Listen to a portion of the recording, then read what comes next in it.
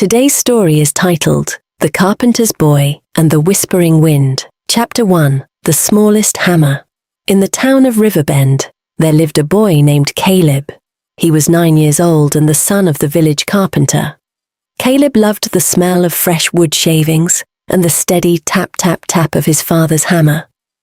But there was one thing that bothered him. He was small. Too small to carry heavy beams, too small to lift doors, too small to be important. One afternoon, Caleb sighed and said, "Dad, I wish I were bigger so I could do big things for God." His father smiled and handed him the smallest hammer in the shop. "Big things," he said gently, "often begin with small tools." Caleb didn't understand. Not yet. Chapter 2. The Church on the Hill. At the edge of Riverbend stood a simple wooden church with a bell tower. The roof had begun to leak, and the townspeople were gathering wood to repair it before the rainy season. Caleb wanted to help. He lifted a plank. It dropped with a thud. He tried again. It didn't budge. The older boys laughed. "Maybe you can carry a nail," one teased. Caleb's face burned. That night, he knelt by his bed. "Dear Jesus," he prayed, "I don't want to be the smallest forever, but if I am, please show me how to serve you anyway." Chapter 3. The Widow's Fence. The next morning, Caleb walked past Mrs. Harper's house. She was a widow who lived alone. Her fence had fallen during a windstorm. Caleb stopped. He couldn't carry beams, but he could carry nails. He hurried home, grabbed his little hammer and a handful of nails, and returned. "Mrs. Harper," he said shyly, "may I help?" She smiled. "Oh, Caleb, I was praying for help this morning." He worked slowly, tapping each nail carefully into the loose boards. It wasn't perfect, it wasn't fast, but it stood. When he finished, Mrs. Harper hugged him. "You may feel small," she said, "but God uses willing hearts." As Caleb walked home, something warm filled his chest. Chapter 4. The Whispering Wind. That evening, strong winds began to blow through Riverbend. The sky darkened. People rushed to secure their homes. Caleb looked toward the church on the hill. The roof wasn't finished yet. Rain began to fall. Thunder roared. Caleb felt fear creep into his heart. But he remembered something his Sunday school teacher once said. "Faith doesn't mean you aren't afraid. It means you trust God anyway." He grabbed his little hammer. Chapter 5. A Brave Step. Caleb ran up the hill through the wind and rain. The larger workers were struggling to hold a loose section of the roof in place. "We need more nails," someone shouted. Caleb held up his small pouch. "I have some." He couldn't hold the beams, but he could climb to a lower ledge and secure the edges. Tap, tap, tap. The rain poured down his face. His hands shook, but he kept praying quietly. "Jesus, help me." Soon, the others joined him.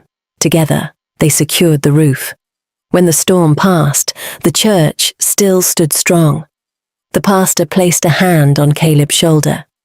"Your small hammer made a big difference tonight." Chapter 6. A Test of the Heart. Days later, the boys who had teased Caleb approached him. "Hey," one said awkwardly, "you were brave up there."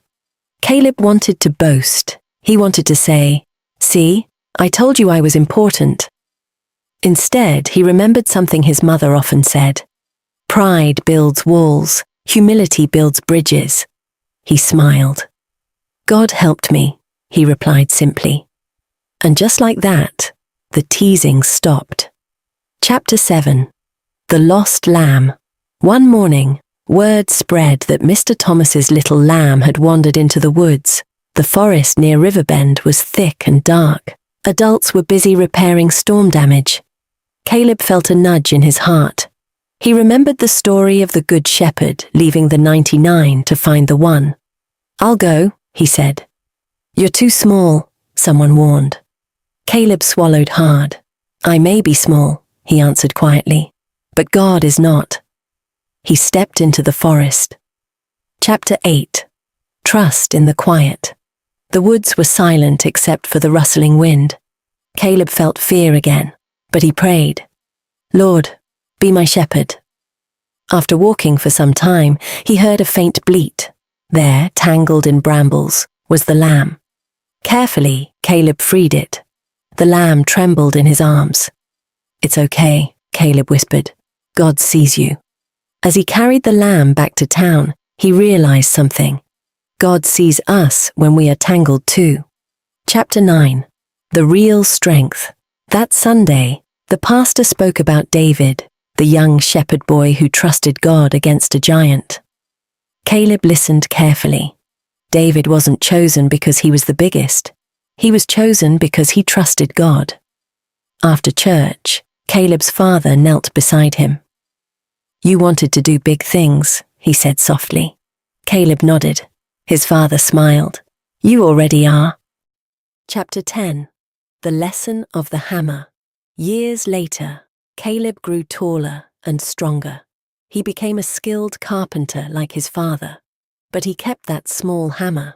Whenever someone felt too small, too weak, or too unimportant, Caleb would hand it to them and say, "God doesn't measure your size, He measures your heart." And Riverbend became known not for its strong buildings, but for its strong faith. Morals from this story. God uses small, willing hearts to do big things. Prayer gives courage in scary moments. True strength comes from trusting God. Humility is greater than pride. Kindness and service matter more than recognition. God sees and cares for every lost lamb. You are never too small to serve God. If you enjoyed this story and found something meaningful in it, please consider subscribing to this channel. Turn on your notification bell so you'll be among the first to know whenever a new story is released. Don't forget to like the video and share your thoughts in the comment section. We'd love to hear from you. If this story touched your heart, please share it with others who might enjoy the journey as well. Your support helps these stories reach more people and continue inspiring young minds, nurturing good values, and touching hearts, both young and old, everywhere.